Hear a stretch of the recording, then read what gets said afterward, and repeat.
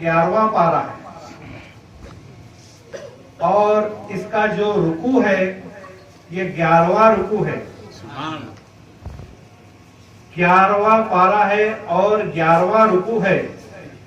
بتلانے کا میرا مقصد یہ ہے اس نص قرآنیہ کے ذریعے قرآن میں اللہ تبارک و تعالی ہم سب سے یہ فرما رہا ہے کہ لوگوں جیسا 11ویں شریف تمہارے نزدیک مقبول ہے ویسے ہی میرے نزدیک مقبول ہے. یہ کوئی اتفاق کی بات نہیں ہے کہ یہ 11ویں پارے میں ہی یہ آیت کا نزول ہوا ہے. یہ کوئی اتفاق کی بات نہیں ہے کہ 11ویں رکوع میں ہی اس کا نزول ہوا ہے. کیوں؟ اس کی وجہ یہ ہے اللہ تعالیٰ کا ہر کام جو ہوتا ہے اتفاقاً نہیں ہوتا ہے. اللہ تعالیٰ کا جو کام ہوتا ہے وہ علم اور حکمت پر ہوتا ہے. ہر کام میں بے حد و حساب علم اور حکمت کی نکات ہوتے ہیں. اور اس نص قرآنیہ میں اللہ تعالیٰ جو ہم سے ارشاد فرما رہا ہے، کیا فرما رہا ہے کہ خبردار ہو جاؤ، میرے جو ولی ہوتے ہیں نہ ان کو کسی قسم کا خوف ہوتا ہے نہ ان کو کسی قسم کا حزن و ملال ہوتا ہے.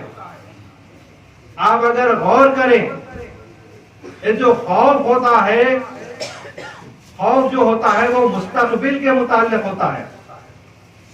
ہم کو اگر کوئی کام کرنا ہے مستقبل میں تو ہم کیا کرتے ہیں؟ ایسا کام ایسا نہیں کرنا چاہیے، ایسا کرنا چاہیے، ورنہ اس کا نتیجہ ایسا بھی آ سکتا ہے، اس کا منفی اثرات بھی ہو سکتے ہیں. تو ہم کو کیا ہوتا ہے؟ ڈر اور خوف لگا ہوا رہتا ہے. اور جو حزن و ملال ہوتا ہے وہ ماضی سے متعلق ہوتا ہے. اگر ہم ایسا نہیں کیے ہوتے تو ایسا ہوتا، اگر ایسا نہیں ہوتا تو ایسا ہوتا. تو قربان جائیں ولیوں کی شان پر کہ اللہ تعالیٰ ارشاد فرما رہا ہے کہ نہ ان کو مستقبل کا خوف ہوتا ہے نہ ان کو ماضی کا حزن و ملال ہوتا ہے. اور قربان جائیں ولی کی شان پر اور اس کی عظمت پر آپ اگر غور کریں، بڑے سے بڑا ملک ہم جس ملک میں رہتے ہیں ہندوستان، آج اس کے پاس بے حد و حساب اسلحہ ہے، فوج ہے، زمینی فوج ہے، بحری فوج ہے، آسمانی فوج ہے، لاکھوں کی تعداد میں ہتھیار ہے، بم ہے، نیوکلیئر ہتھیار بھی ہے اس کے پاس. اس کے باوجود اگر ہندوستان کے پرائم منسٹر سے اگر آپ پوچھیں کہ اتنی قوت اور طاقت ہونے کے باوجود کیا تجھے کسی کا ڈر اور خوف ہے، تو ہندوستان کا صدر ہو یا پرائم منسٹر یہ کہے گا کہ مجھے بھی ڈر اور خوف ہے. آپ سمجھ رہے ہیں میں کیا کہنا چاہ رہا ہوں؟ مجھے بھی ڈر اور خوف ہے. وہ کہے گا کہ مجھے پاکستان سے ڈر ہے، اس کے پاس بھی نیوکلیئر ہتھیار ہے، وہ بھی کبھی حملہ کر دے سکتا. مجھے چین سے بھی ڈر اور خوف ہے، اس کے پاس بھی بہت سارے ہتھیار ہیں، نیوکلیئر ہتھیار سے لیس ہے، وہ بھی حملہ کر سکتا. اگر پاکستان سے پوچھے تو پاکستان بھی یہ کہے گا مجھے بھی ہندوستان سے ڈر اور خوف ہے، مجھے بھی فلاں سے ڈر اور خوف ہے. چین سے بھی پوچھے تو وہی کہے گا مجھے بھی امریکہ سے ڈر اور خوف ہے، رشیا سے ڈر اور خوف ہے. حتیٰ کہ آج کا جو سپر پاور ہے امریکہ سے صدر سے بھی اگر پوچھے تو وہ بھی یہ کہے گا مجھے بھی ڈر اور خوف ہے، مجھے بھی ڈر اور خوف ہے، مجھے رشیا سے بھی ڈر اور خوف ہے، چین سے بھی ڈر اور خوف ہے. مگر اندازہ لگائیے کہ ولی کی کیا شان ہے. اللہ تعالیٰ فرما رہا ہے اسے کسی قسم کا ڈر اور خوف نہیں ہوتا. اس کی قوت اور طاقت کا اندازہ لگائیے، کیا قوت اور طاقت ہے ولی کی، اسے کسی قسم کا ڈر اور خوف نہیں ہوتا. یہی وجہ ہے کہ ولی جو ہوتا ہے بڑے سے بڑے بادشاہ ہو، بادشاہ کے سامنے بھی حق بات کہنے سے ڈرتا نہیں. ظالم سے ظالم حکمران ہو، اس کے سامنے کھڑا ہو کر حق بات کہنے سے ڈرتا نہیں. اس کی وجہ یہ ہے کہ اس کے دل میں اللہ کا ڈر اور خوف ہوتا ہے. جس دل میں اللہ کا ڈر اور خوف ہو جائے اس دل میں سے مخلوق کا ڈر اور خوف نکل جاتا ہے. اب اس دل میں مخلوق کے ڈر اور خوف کی جگہ باقی نہیں رہتی، اور ہر ولی کا یہ عالم ہے، تو اب اندازہ لگائیے جو ولیوں کے سردار غوث اعظم ہے ان کا کیا عالم ہوگا، جو تمام اولیاء کے سردار ہے غوث اعظم، ان کے شان اور ان کے مقام اور مرتبے کا کیا عالم ہوگا کہ سرکار غوث اعظم رضی اللہ تعالیٰ عنہ ارشاد فرما رہے ہیں قدمی حاضی علی رقبتی کلی ولی اللہ، میرا جو یہ قدم ہے تمام اولیاء کی گردنوں پر ہے، ہزارہا کا مجمع ہے، اس مجمع سے خطاب فرماتے وقت آپ رک جاتے ہیں اور رک کر یہ اعلان فرماتے ہیں کہ آپ کی اس مجلس میں سینکڑوں کی تعداد میں ولی اللہ بھی موجود ہیں، جیسا ہی انہوں نے یہ ارشاد سنا سبوں نے اپنا سر جھکا دیا، اپنی گردن جھکا دی، اور سبوں نے ایک زبان میں کہا کہ یا سیدی بل الر راسی والد، اے سیدی آپ کا قدم ہماری گردن پر نہیں بلکہ ہمارے سروں پر اور آنکھوں پر بھی ہے۔ ساروں نے آپ کی ولایت کو مانا، حتیٰ کہ سرکار غریب نواز خواجہ معین الدین چشتی اجمیری رضی اللہ تعالیٰ، آپ خراسان کے پہاڑ میں گفا میں مراقبے میں بیٹھے ہیں، اللہ تعالیٰ نے آپ کو آپ کا ارشاد غوث اعظم کا وہاں پر سنایا، آپ مراقبے میں بیٹھے ہوئے ہیں، آپ وہیں سے ارشاد فرماتے ہیں یا سیدی بل الر راسی والعین، اے سیدی آپ کا قدم میری گردن پر نہیں بلکہ میرے سروں پر اور میری آنکھ پر بھی ہے۔ ادھر یہاں غریب نواز رضی اللہ تعالیٰ نے ارشاد فرما رہے ہیں، ادھر غوث اعظم کو اطلاع بھی ہو جا رہی ہے، اور آپ سارے مجمع سے خطاب کر کے فرما رہے ہیں سبوں نے گردن جھکائی مگر سب سے پہلے معین الدین نے گردن جھکائی، سبحان اللہ، سب سے پہلے معین الدین نے گردن جھکائی، اور آپ نے وہاں بشارت بھی دے دی کہ انشاءاللہ تعالی اللہ تعالیٰ انہیں عنقریب ہندوستان کی سلطنت عطا کرے گا۔ وہ آپ نے پیشن گوئی بھی فرما دی غریب نواز رضی اللہ تعالیٰ عنہ کے لیے۔ اندازہ کیجئے کہ غریب نواز سرکار غوث اعظم کا کیا معاملہ ہے، کیا مقام ہے، مرتبہ ہے۔ آپ جب واز کرنے کے لیے جب آپ سال ہا سال جنگلوں میں گزارے، آپ نفس کشی فرمائی، نفس پر جب پورا قابو پا لیا، آپ نے نفس کو مطیع اور فرما بردار بنا لیا، تب اللہ تعالیٰ کی طرف سے آپ کو حکم ہوا کہ عبد القادر آپ نے تو اپنی اصلاح فرما لی، اب مخلوق کی اصلاح کے لیے آگے بڑھیے، اب مخلوق کی اصلاح کے لیے آگے بڑھیے۔ آپ فرماتے ہیں میں سوچ میں پڑ گیا کہ مخلوق کی اصلاح کروں گا تو اپنے حال سے غافل ہو جاؤں، اپنے حال کی مجھے بے خبر اور خبری ہو جائے گی، بے خبر ہو جاؤں گا۔ آپ ارشاد فرماتے ہیں اللہ تعالیٰ نے مجھ سے 70 مرتبہ وعدہ فرمایا کہ عبد القادر تم مخلوق کی اصلاح فرماؤ، تمہارے حال کی نگرانی ہم فرمائیں، یعنی کبھی بھی تم اپنے حال سے بے خبر نہیں ہوگے۔ یہ آپ ارشاد فرماتے ہیں اس کے بعد میں نے واض و نصیحت شروع کی، مگر آپ ارشاد فرماتے ہیں پھر میں سوچ میں پڑ گیا کیونکہ اس وقت بغداد شریف کا یہ عالم تھا، بڑے ہی جید علماء اس وقت منبر پر فائز تھے اور بڑے ہی جلالتوں والے علماء موجود تھے اور خطابات فرما رہے تھے۔ آپ ارشاد فرماتے ہیں میں سوچ میں پڑ گیا کہ ایسے ایسے علماء کے بیچ میں کیسے خطاب فرماؤں گا کہ ان کے علم اور فضل کا کمال کا یہ عالم ہے۔ آپ ارشاد فرماتے ہیں بس اسی سوچ میں تھا کہ تاجدار مدینہ صلی اللہ علیہ وسلم کی زیارت نصیب ہوئی۔ تاجدار مدینہ صلی اللہ علیہ وسلم نے ارشاد فرمایا کہ بیٹے عبد القادر خطاب کیوں نہیں فرماتے، واز کیوں نہیں فرماتے؟ تو آپ نے فرمایا نانا جان ایسے خطاب کروں کہ ایسے ایسے علماء موجود ہیں ان کے سامنے۔ آپ نے ارشاد فرمایا کہ عبد القادر اپنا منہ کھولو۔ جب سرکار غوث اعظم رضی اللہ تعالیٰ نے اپنا منہ کھولا تو تاجدار مدینہ صلی اللہ علیہ وسلم نے اپنا لعاب ان کے منہ مبارک میں ڈالا۔ یہ تاجدار مدینہ صلی اللہ علیہ وسلم کے منہ مبارک کا فیض تھا۔ اس کے بعد حضرت سیدنا مولا کائنات سیدنا مولا علی شیر خدا رضی اللہ تعالیٰ عنہ کی زیارت ہوتی ہے آپ کو۔ پھر آپ سرکار مولا علی کرم اللہ تعالیٰ عنہ ارشاد فرماتے ہیں آپ منہ کھولنے کے لیے اور آپ 6 مرتبہ اپنا لعاب ڈالتے ہیں۔ سرکار غوث اعظم رضی اللہ تعالیٰ ارشاد فرماتے ہیں مولا کائنات سے کہ آپ نے 1 مرتبہ کم کیوں ڈالا؟ تاجدار مدینہ سے تو آپ ارشاد فرماتے ہیں بیٹے تاجدار مدینہ کے ادب اور احترام میں کہ ان کی برابری نہ ہو جائے۔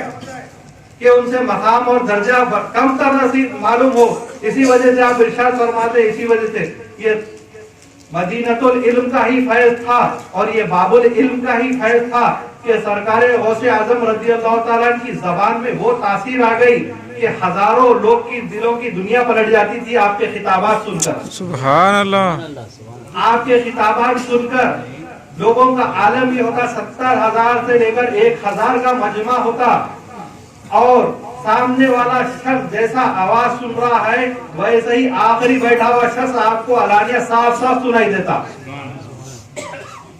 اور عالم یہ ہوتا جب آپ قرآن مجید کی کوئی آیت تلاوت فرماتے کہ جس میں اللہ تعالیٰ کا خیر والی آیت عذاب والی آیت کا ذکر فرماتے تو لوگوں کا عالم یہ ہوتا کہ چیخیں مارتے دہاڑے مارتے کپڑے پھاڑ لیتے حتیٰ کہ کئی لوگوں کی موت واقع ہو جاتی. آپ کی اس مجلس میں کئی جنازے اٹھتے. یہ لوگوں پر آپ کا اثر ہوتا، آپ کے خطابات کا، آپ کے واضح ناز و نصیحت کا. یہ سارا کچھ تھا تو کیوں تھا؟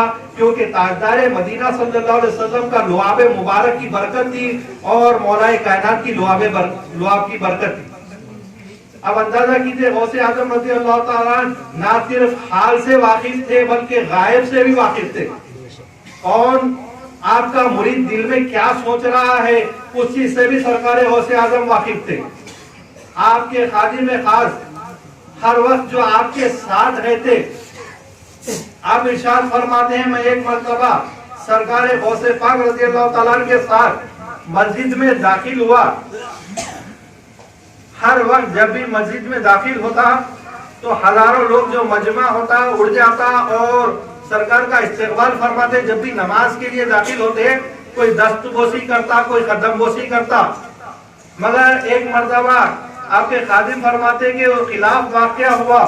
نہ کوئی اڑ رہا ہے، حالانکہ سرکار مسجد میں داخل ہو گئے، نہ کوئی استقبال کر رہا ہے، نہ اٹھ رہا ہے، نہ دست بوسی کر رہا ہے، نہ قدم بوسی کر رہا ہے. وہ کہتے ہیں کیا بات ہے؟ لوگوں کو دل میں یہ خیال آتا ہے، ان کے زبان سے بھی ادا نہیں کرتے، دل میں خیال آتا ہے، لگتا ہے لوگوں کو اطلاع نہیں ہوئی کہ سرکار مسجد میں داخل ہو گئے.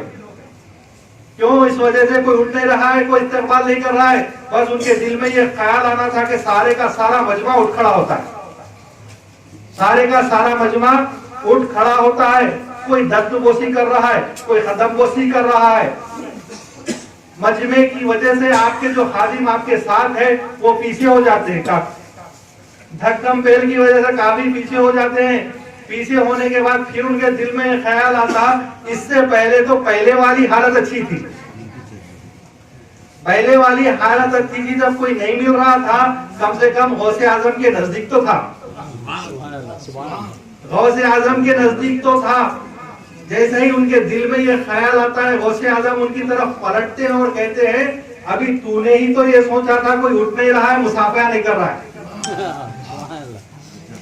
آپ نے ارشاد فرمایا کہ تجھے علم نہیں، اس چیز کی خبر نہیں، اللہ تعالیٰ نے لوگوں کے دلوں کو ہماری مٹھی میں کر دیا ہے.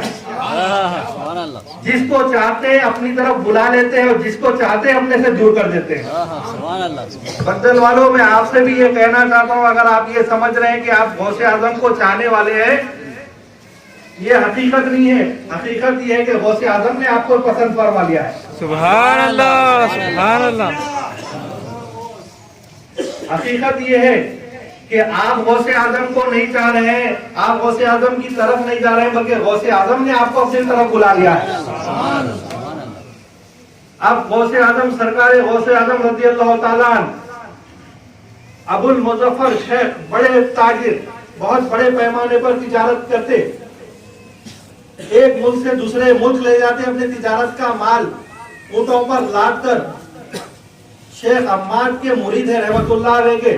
سارا مال و اسباب تیار کرنے کے بعد اپنے پیر سے اجازت لینے کے لیے جاتے ہیں، سفر کی اجازت لینے کے لیے جاتے ہیں. حضرت شیخ عماد رحمت اللہ علیہ کے پاس جب جاتے ہیں تو حضرت شیخ عماد رحمت اللہ علیہ ان کی تقدیر ملاحظہ فرمائے.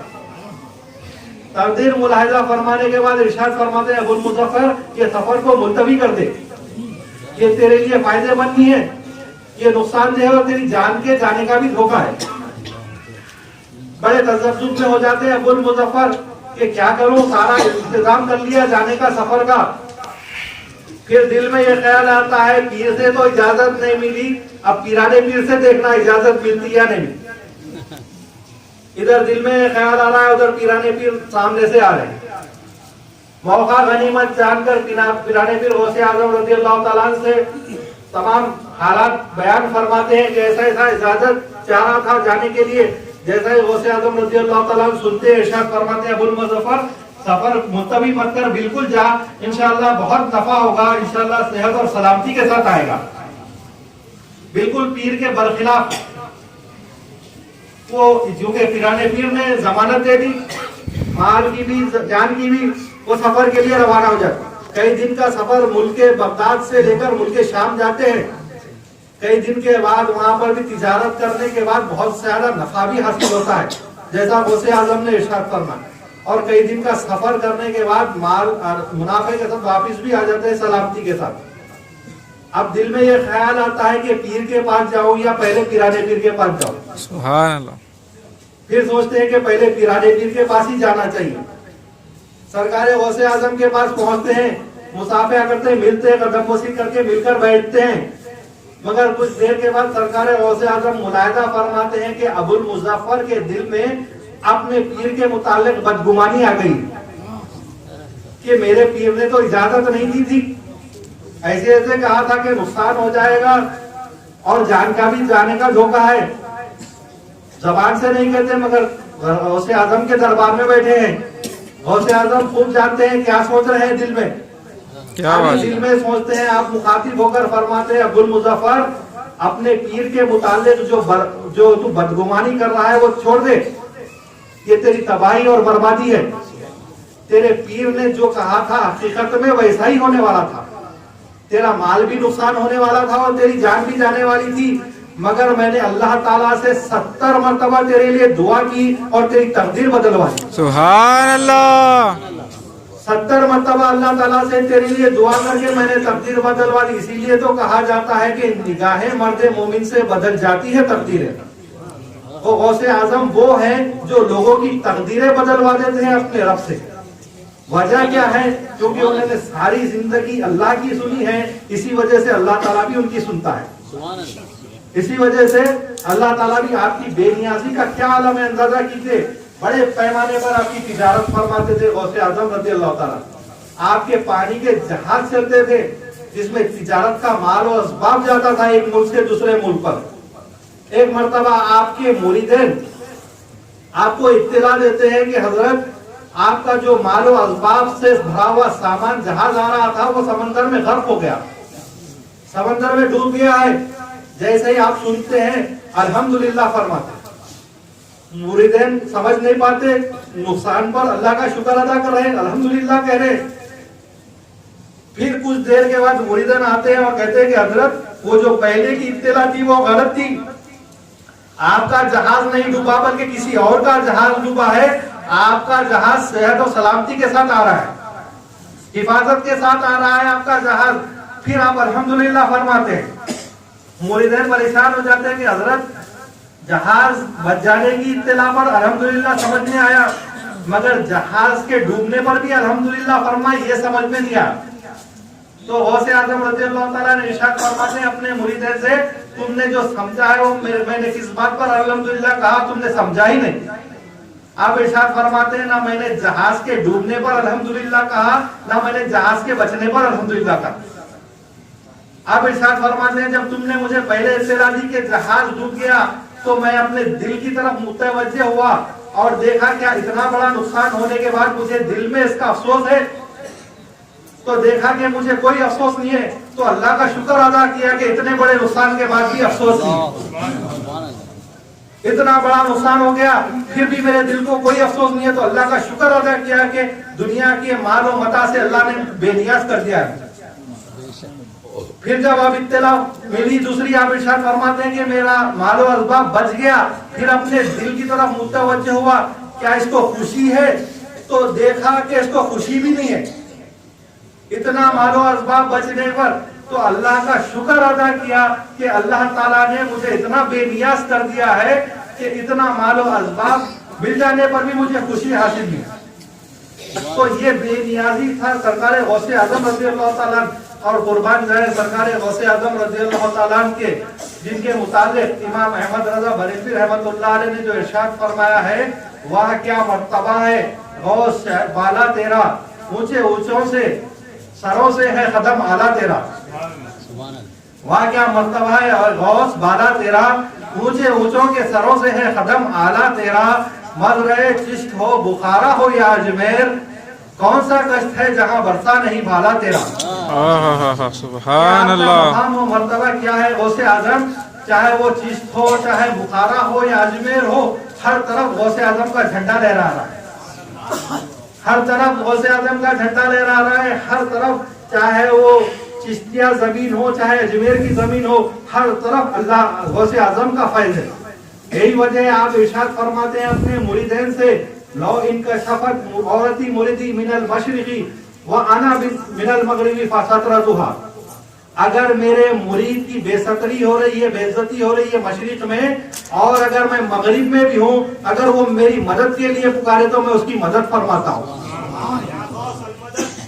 میں اس کی مدد فرماتا ہوں۔ غوث اعظم رضی اللہ تعالیٰ نے ارشاد فرماتے ہیں اپنے مریدین کے متعلق، اور کیا مقام ہے سرکار غوث اعظم رضی اللہ تعالیٰ عنہ کا، اللہ کی ذات میں کیا فنا ہو چکے تھے، فنا فی اللہ اور فنا فی الرسول کے کیا مقام پر پہنچ چکے تھے۔ ارشاد فرماتے ہیں اپنے قصیدہ غوثیہ میں، باللہ حاضر وجودی جدی لا وجودی عبد القادر، آپ اپنے متعلق ارشاد فرماتے ہیں خدا کی عزت کی قسم، میں اپنے جد محمد مصطفیٰ میں ایسا فنا ہو گیا ہوں، اب یہ جو میرا وجود ہے عبد القادر کا وجود نہیں بلکہ محمد مصطفیٰ کا وجود بن گیا ہے، میں ایسا فنا ہو چکا ہوں اپنے جد محمد صلی اللہ علیہ وسلم میں کہ اب یہ وجود جو ہے وہ عبد القادر کا وجود نہیں بلکہ محمد مصطفیٰ صلی اللہ علیہ وسلم کا وجود بن چکا ہے۔ اور اپنے مریدین کے متعلق ارشاد جو فرمایا ہے، ایسی گارنٹی دی ہے اپنے مریدین کے متعلق کہ اے مرید، اگر میرا مرید دنیا میں اگر گناہگار بھی ہے، اب ارشاد فرماتے ہیں مگر مرنے سے پہلے اس کو توبہ کی توفیق نصیب ہوگی، یعنی جب تک وہ توبہ نہیں کرے گا ایمان کے ساتھ اس کی موت جائے گی۔ آپ ارشاد فرماتے ایسی اور کتنی خوش قسمتی کی بات ہے ایک مرید کے لیے کہ سرکار غوث اعظم نے اس کے لیے اتنی بڑی گارنٹی دی ہے اپنے مریدین کے متعلق۔ ارشاد فرمایا حتیٰ کہ آپ نے یہاں تک ارشاد فرما دیا اگر کوئی میرا مرید ہونا چاہتا تھا، سلسلے قادریہ میں مرید ہونا چاہتا تھا، مگر آپ ارشاد فرماتے کسی وجہ سے نہیں ہو سکا، اس کو مہلت نہیں ملی یا اس کو موت آ گئی، مگر آپ نے ارشاد فرمایا پھر بھی اس روز محشر اس کا جو حشر ہوگا وہ میرے مریدوں میں ہوگا۔ تو غوث اعظم دستگیر رضی اللہ تعالیٰ عنہ نے اس کو بھی مایوس نہیں فرمایا، آپ نے ارشاد فرمایا اگر کسی وجہ سے میرا مرید نہیں ہو سکا تو بھی وہ روز محشر میرے مریدوں میں اس کا حشر ہوگا۔ اور آپ کو جیسا مقام اور مرتبہ ہوتا ہے، شیطان بھی جو ہوتا ہے ان کے مقامات اور ان کے مرتبے کے حساب سے ان کو بھٹکانے کی کوشش کرتا۔ ایک مرتبہ غوث اعظم رضی اللہ تعالیٰ عنہ آپ ایک مقام سے گزر رہے، شیطان جو ہے ابر کا طرح سایہ سروں پر آ جاتا ہے، سر پر آ جاتا ہے، اور اس ابر میں سے آواز آتی ہے کہ عبد القادر میں تمہارا رب ہوں اور میں تم سے بہت خوش ہوں اور بہت راضی ہوں، میں آج سے ابھی سے اسی وقت سے تم پر سے تمام تکلفات شرعیہ اٹھا لیتا ہوں۔ کیا مطلب؟ نہ تمہیں نماز پڑھنے کی ضرورت، نہ تمہیں روزہ رکھنے کی ضرورت، نہ اوامر کی پابندی کی ضرورت، نہ منہیات سے بچنے کی ضرورت۔ آپ جیسا ہی یہ سماعت فرماتے ہیں آپ رک جاتے ہیں، سوچتے ہیں کہ جو حکم ہو رہا ہے یہ اللہ کی طرف سے نہیں ہو سکتا، کیونکہ میرے آقا اور مولا سرکار دو عالم صلی اللہ علیہ وسلم کو یہ حکم نہیں ہوا۔ آپ تا زندگی نمازوں پر قائم رہے، دین پر قائم رہے، تو مجھے کیسا مل سکتی ہے اجازت؟ آپ فوراً لا حول ولا قوت پڑھتے، جیسا ہی لا حول پڑھتے ہیں وہ ابر چھٹ جاتا ہے اور شیطان اپنی شکل میں ظاہر ہو جاتا ہے آپ کے سامنے، اور آپ کے سامنے آ کر کھڑا ہو جاتا ہے اور کہتا ہے کہ عبد القادر میں شیطان ہوں، ابلیس ہوں، میں آپ کو آزمائش کرنے کے لیے آیا تھا, آزمانے کے لیے, اور یہ میرا ایسا حربہ ہے, یہ ایسا مکر ہے, دھوکہ ہے میرا, کہ یہ اس دھوکے سے میں نے بہت سارے ولیوں کی ولایت ختم کروا دی, بہت سارے ولیوں کو گمراہ کر دیا, مگر عبد القادر تمہیں تمہارے علم نے بچا لیا. سرکار غوث اعظم رضی اللہ تعالیٰ جیسے ہی سنتے ہیں پھر ایک مرتبہ لاہور پڑھتے ہیں اور فرماتے ہیں مردود مجھے پھر سے دھوکہ دے رہا ہے, مجھے میرے علم نے نہیں بلکہ میرے رب کے فضل نے بچایا. تو آپ حضرات سے بھی میں یہی گزارش کروں گا کہ جیسا غوث اعظم رضی اللہ تعالیٰ کے چاہنے والے ایسا ہی آپ حضرات کوشش یہ کریے کہ شریعت کی بھی پابندی کریے, نمازوں کی پابندی, روزوں کی پابندی, کیونکہ غوث اعظم رضی اللہ تعالیٰ کا طریقہ اور سنت بھی یہی رہی. تو کوشش یہ کریے جن سے محبت کا ہم دم بھرتے ہیں کہ ان کی سنت اور ان کے طریقے پر چلے. اور میرے آخر میں دعا ہے کہ اللہ تعالیٰ اس خانقاہ کو, یہاں پر جو انتظام ہوتا ہے, اللہ تعالیٰ اس خانقاہ کو ہمیشہ قائم اور دائم رکھے, اور حضرت ادریس احمد قادری صاحب قبلہ مدد اللہ علی کو صحت سے اور حفاظت سے اور سلامت رکھے, اور اللہ تعالیٰ اس خانقاہ سے جتنے بھی وابستگان ہیں آپ سب کو صحت اور سلامتی سے رکھے. وآخر دعوانا ان الحمدللہ رب العالمین. ربنا تقبل منا الفاتحہ.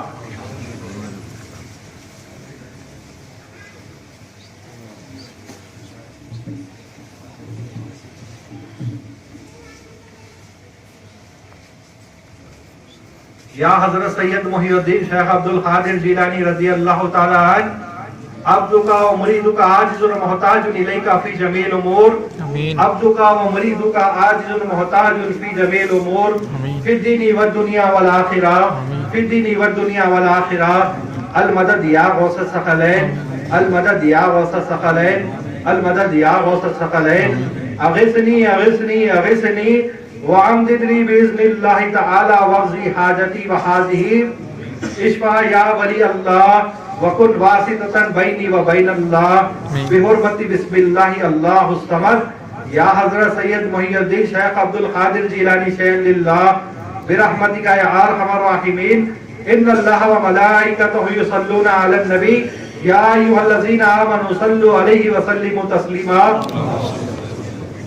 اللهم صل على سيدنا ونبينا وحبيبنا وشفينا ومولانا محمد وعلى آله وأصحابه وأزواجه وذرياته وأهل بيته وإترته الطيبين الطاهرين. سبحان ربك رب العزة عما يصفون وسلام على المرسلين والحمد لله رب العالمين.